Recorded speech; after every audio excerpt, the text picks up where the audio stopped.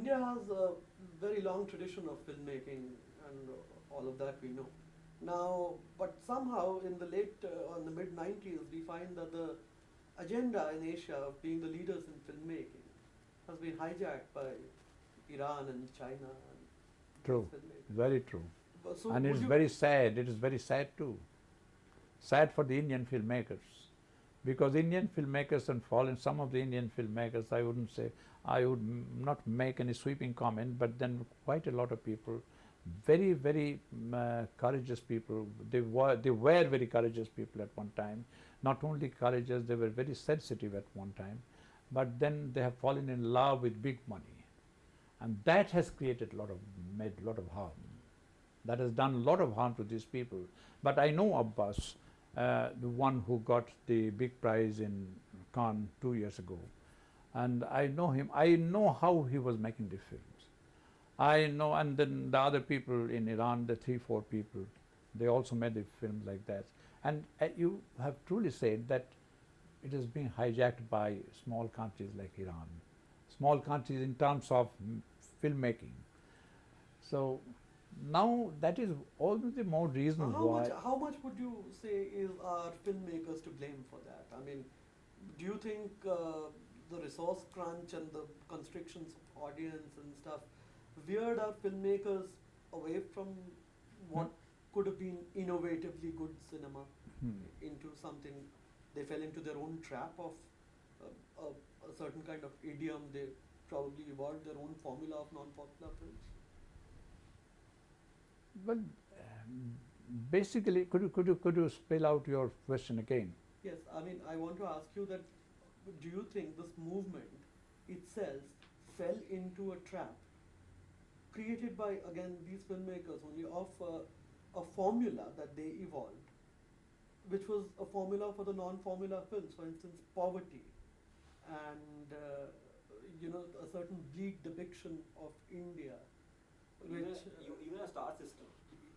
do you think these people evolved a formula of their own and, the sure shot I'll get a national award if I make a film about this, and if I don't have the audience. That is there. That is very much there. They think of something else, what is going to happen to them, and then so perhaps they think of what would happen after that, and that these are the things which help them in building a case for themselves, and this is what they have been doing. I think there is something wrong in it. They should, when we make films, and when we have to make film for that matter, the ideal condition is that you feel that we have to make a film like that.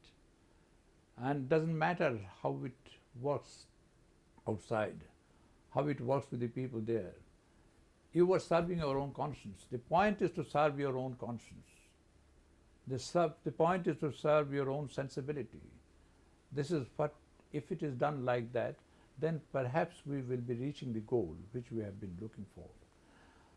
And but then a lot of other factors are coming in, and that to a large extent has corrupted us to a large extent. By us, you would mean the line of filmmakers that followed Yes. the initial thrust of movement. For whom we have some love and respect, and on whom we could depend. This has been, I don't want to mention names, but this has happened to me. I know quite a number of people who showed their promises to start with, and I don't know how they have gone into a race which is so cantankerous, and that is what has happened with many of our. But do you think this is a corrupting influence to evolve your own formula? Like I said, that do you think that these people ever had a commitment to poverty alleviation and stuff like that, or do you think they almost exploited these themes to garner world attention and that? No, for instance, poverty is a very vital aspect of Indian reality, and poverty is so devastating. Poverty is so militant, and you can only suffer and react and do something about it. But if you start celebrating the poverty, it some people do that, then you miss the bus. You can't do that. I'm not talking about poverty alone. I'm talking about uh, the human sensibilities. I'm talking about the human situations. The human situation is in complete disarray at the moment. So if you talk about such human situations in terms of cinema, well, then nothing could be better than this. And try to serve your, as I told you before, I say it again, that do justice to yourself, your own. That is why I said that when you were primarily a social being, how are you reacting to things around you? This is very important. And how you can talk about it in terms of the medium you have to serve. And how at the same time you can enrich the medium as well. Now, about enriching the medium, the other day we were having a chat with Nasir, and he said that he has veered into commercial cinema because people of, I mean, his colleagues in the non-commercial cinema or the art house cinema wanted him to perform better and better with every film, but they were not making better films themselves. Do you concur with the... I know his problems, I know his disappointments, and Nasir is a great artist. It goes without saying. He's a great artist, and it is also true that the committed filmmakers couldn't deliver the goods the way he felt they should. But then again, I think there should have been a bit of thinking together. Perhaps they could, if they could get united and again do something about it. At a certain point of time, Nasir was very angry, very angry. He left everything. He shouldn't have left everything. It's up to him. But then, had he been there, but then at the same time, how long should he wait? Because the people with commitment, when they couldn't deliver the goods, and then again, this also came out to be something like this, that, well, I'm making a low budget film, so I have to have Nasir and I pay him much less. But the moment, and you will see the same man will go to the other person, have a big artist who will sell very well, and he will pay him more. And this is what Nasir has seen that. Maybe these are there are many other factors. This my people at my office wanted. Basically today, a film which is too long and too boring and too pretentious is termed as art film, not consigned to this thing. How would you react to that? Well, I react, when I see a bad film, I react very adversely to that. And most of the films are like that. I agree with you. And the films which are being made these days and which get awards and are branded the so-called art films, I don't understand this. I don't accept this categorization at all. I make films, some films I try to make sensible films, and other people also try to make sensible films. And there are people who do not want to have, they don't have the sensibility. They don't have the sensibility to know what is good or what is bad. They are after money. Well, if my film makes money, well, nothing like it. That is great. But even if my film doesn't make money, heavens will not suddenly fall on my head. I keep on making films. Why do we see we also see this in spite of the fact that these people come from film institutes and are exposed to the best of world cinema, we see a serious lack of technical finesse in the PAL cinema. I'm not saying that they should be big or they should be gigantic films or something, but even in the small films, for instance, any of your films, I get your point. And if it is so, I know, I can also give you instances of such films, you know, and where, you know, that pretension is very much there, but not much of substance. Not much of substance in terms of the technical quality, technical finesse we were talking about. Yes. Then I feel uncomfortable at such places, and these are happening. These are happening too. And having the best of education from the film institute, they come out and they make cut a very sorry figure at times. This is what I see. And there is no excuse. They can give a lot of excuses. There is no excuse. So what will happen? I mean, if you agree that there are so many problems that are besetting this good Indian cinema that we like to believe had gathered certain momentum. But you have, I don't know, there is no solution. All that you can do, we can keep on taking chances and see. You have to keep on taking chances and prosper or perish. You have the possibilities of either prospering or perishing. One this thing, that the grievance that most of filmmakers have is a lack of distribution platform. Oftentimes they say that, you know, if the distribution is to be done by the commercial cinema distributors, then they weigh a film by their sensibilities and we don't stand a chance there. So do you think that... Not by the sensibilities, they go by the balance sheet. Yes, they go by the they balance their sheet. balance sheets and stuff. But if the state evolved a certain distribution network of small theatres across the country, do you think it would help? I don't know how state will be of help to us in this matter, in matters of distribution. Exhibition. Uh, Distribution, exhibition. Because Exhibition, Exhibition, smaller halls, exhibition, stuff uh, like that. this is something which we can ourselves do. You know, if we can have, because the big theatre culture has to go, and we have to be satisfied with small theatres. Now, in England, at a certain point of time, about 3-4 years ago, it was also like this. If the people do not go to cinema, let cinema come to the people. So what did they do? The British Film Institute did it. I mean, 2 or 3 big buses they organized, and which could accommodate about 100 people. And there was theatre, everything. And the driver was the ticket collector, the driver was the projectionist, the driver himself was also the usher. He did everything. So it went to a particular mahalla and they started showing films, important films, which are normally not shown in the big theatres. And then this way it worked, you know. But then we can try many more things. The big theatre culture has to go, otherwise there is no chance for the better films to. Why is it that when we talk of parallel cinema, it's usually in the past tense? You think it's dead? Or if it is dead, do you think it will resurrect itself? Do you think it will resurrect itself? Will it come back? Do you think it will revive, revitalize, become alive? Or is it not dead at all?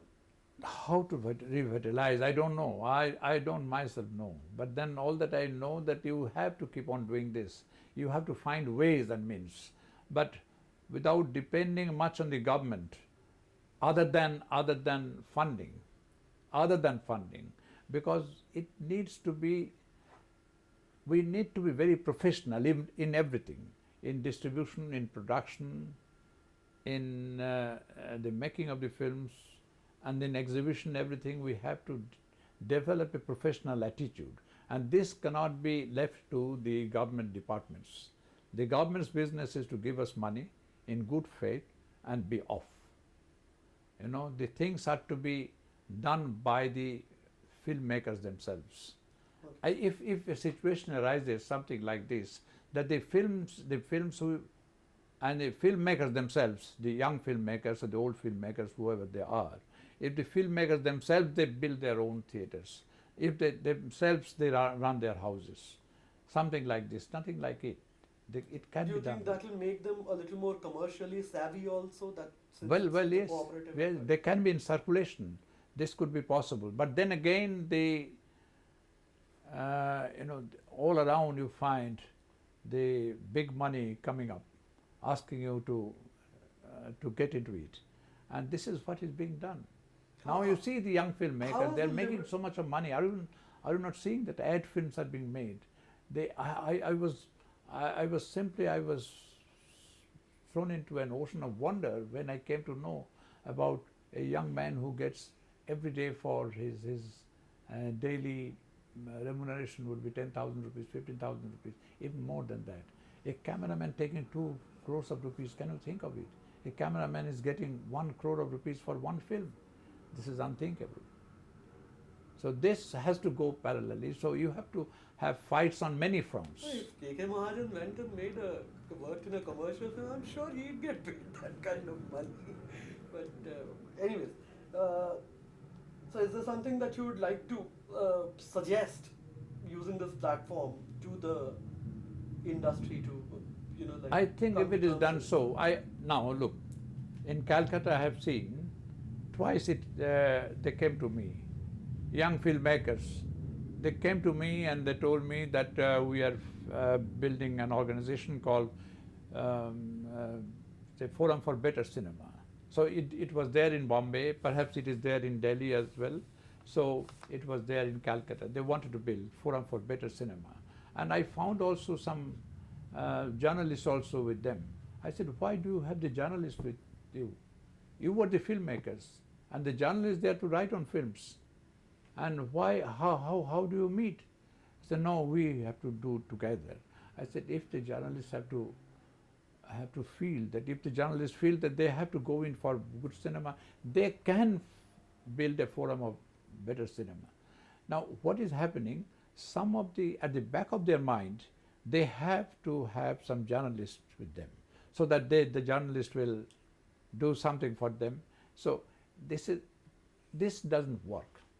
Do you think they're the same filmmakers who make films which are self-indulgent and they also kind of ignore an audience that was there with them with a certain amount of commitment? You see, nobody ignores the audience. Nobody can ignore the audience. And only when I see that the audience has ignored the film, then only they feel, well, we ignored the audience too. It is not that. And then about the self-indulgent, I don't mind in a country like India, which is so, what I would say, in a country like India where we do not want to go beyond the experiences of our predecessors. So there I think I don't mind someone becoming a self-indulgent. I can allow a little bit of self-indulgence. I can allow a little bit of madness in a film. There should be a release of self-indulgence and madness in films, provided these are done very intelligently. But most of the self-indulgent filmmakers I have seen, they are so, so dull in a way, very dull in a way. The films are made in a way. This, I don't know if I have been able to make them understand what I mean. And so this is one thing I cannot stand. But in our country, we need such things. I don't mind one being very, very, release of madness on Indian screen is possibly necessary at times, because then it may not be helpful for that particular film, but in the ultimate analysis, it may help you to go beyond the frontiers of cinema built by my predecessors. You have to go beyond that. So this is possible only when you can do that. You can take chances. Okay. About the parliament. Yeah. I mean, new role. how do you see your new role as a Rajya Sabha member? I mean, what would you achieve? It has been forced on me. I don't belong to any party. I don't belong to any party, so I have been nominated a member of the Rajya Sabha, but I am not cut out for that. That I can clearly see. But I do not despair for being in the Rajya Sabha. At times I go there, but so I stay there for 3-4 days and then watch people talking. And the first thing which impressed me was that how sweetly they keep on indulging in the assault on their vocal cord. They have everything with themselves. They have a microphone, they have the switches and all. But even then, they have to shout. And this reminds me of a film by Chaplin, a great dictator.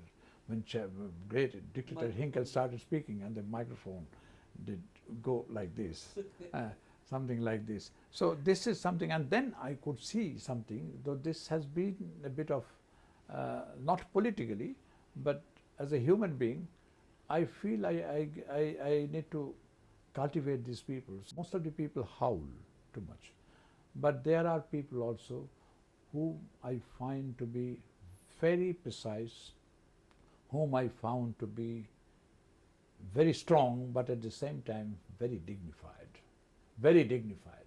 This is something which I wish I could imbibe in myself, such quality. It would have been great for me in my own area. And well, I am there, but I don't, to be very frank, I don't get involved. I don't get involved. Now coming back to this business of cinema, I have one question. Do you think the lack of audience response has something to do with the sluggishness in the movement at the moment? Why do you think? Sluggishness could be there. There are many factors working there, I think.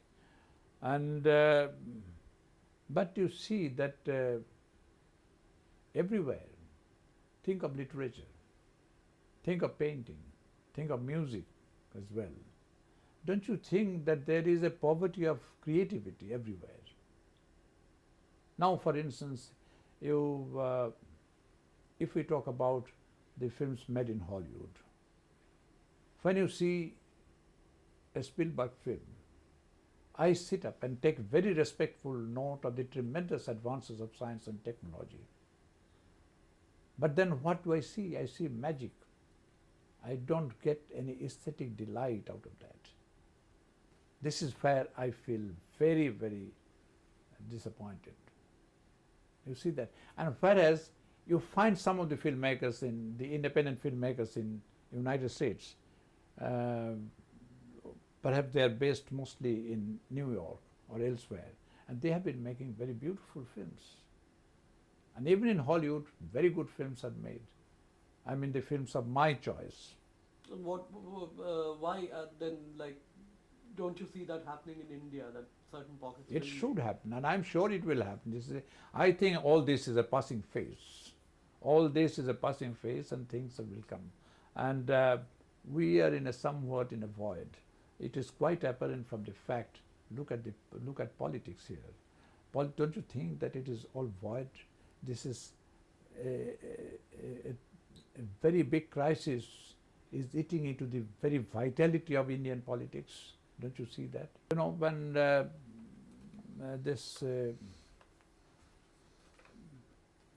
emptiness, void, that is there.